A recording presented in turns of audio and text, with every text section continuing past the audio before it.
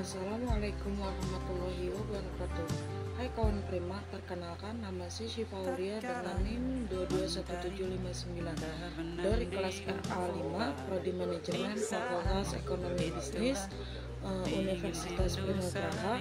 Tujuan kali ini saya membuat video presentasi untuk memenuhi tugas ujian akhir semester manajemen kinerja dengan dosen pengampu Ibu Ratu Ayu Primi Putri Rakhamania Swejarmaja SHUM MMCT CHCHT dengan judul format 5W plus 1H tentang OKR Google serta pembelajaran bagi perusahaan di Banten.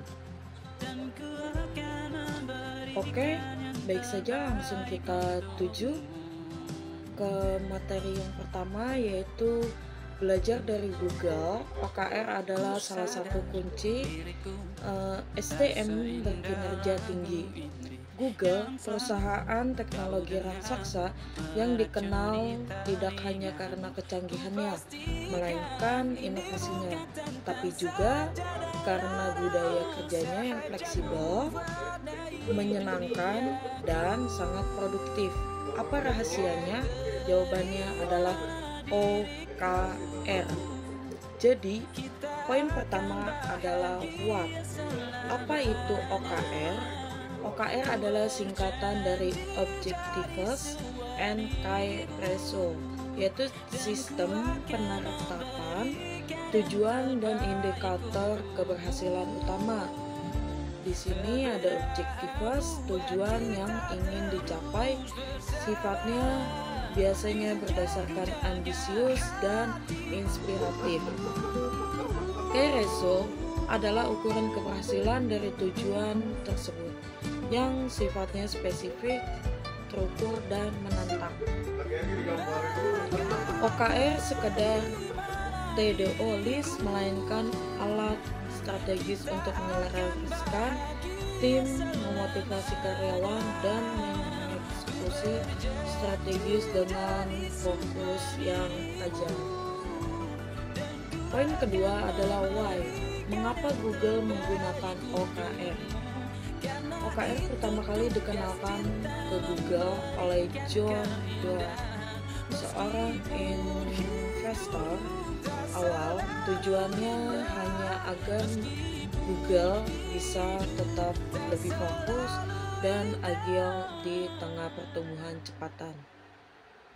Dengan OKR, Google bisa menjaga fokus tim pada hal-hal yang paling berdampak, menyelaraskan tujuan pribadi dengan tim, misi perusahaan, menciptakan transparansi dan akuntabilitas antar tim, dan yang ketiga adalah why. Di mana OKR diterapkan? OKR diterapkan di semua lini dan level organisasi di Google, dari level CEO hingga staf operasional, dari divisi teknologi, produk, hingga pemasaran. Setiap individu, semua maupun tim penyusun OKR masing-masing yang tetap sinkron dengan tujuan perusahaan secara keseluruhan. Yang keempat adalah when. Di manakah dan kapankah OKR diterapkan Google? Google memulai menerapkan OKR sejak tahun 1999, ketika perusahaan ini baru berusia kurang dari lebih 1 tahun.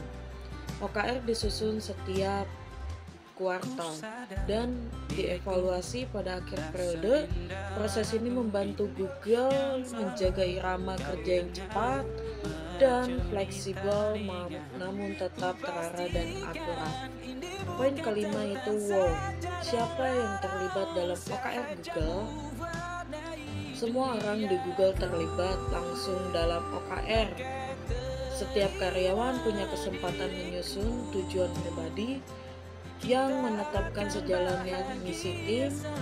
Manajer berperan sebagai innovator, bukan bos yang menentukan semuanya.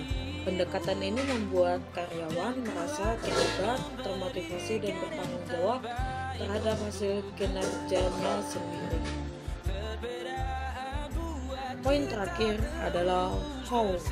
Bagaimana Google menerapkan OKR?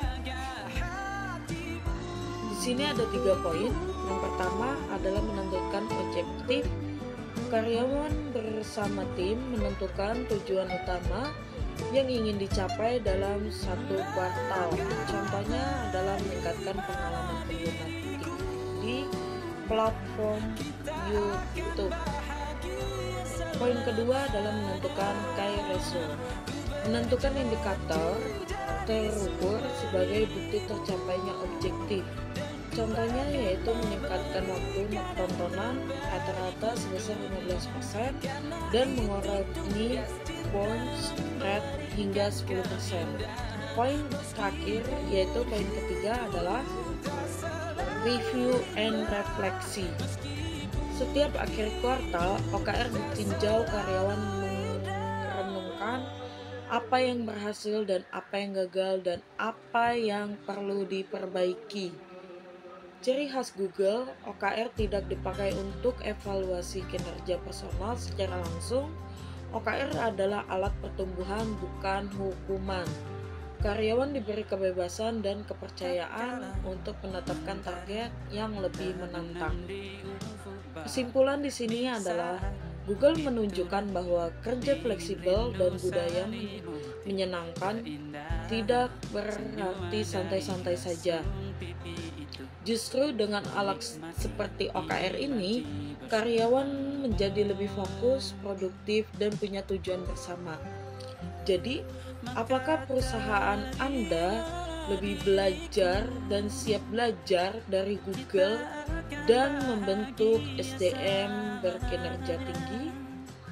Oleh karena itu, digital era ini keunggulannya bukan ditentukan oleh modal, tetapi oleh tujuan dan strategis yang lebih jelas. Baik, mungkin itu saja yang dapat saya sampaikan, kurang lebihnya mohon maaf. Wassalamualaikum warahmatullahi wabarakatuh. Thank you all for watching this here video. Please like and subscribe.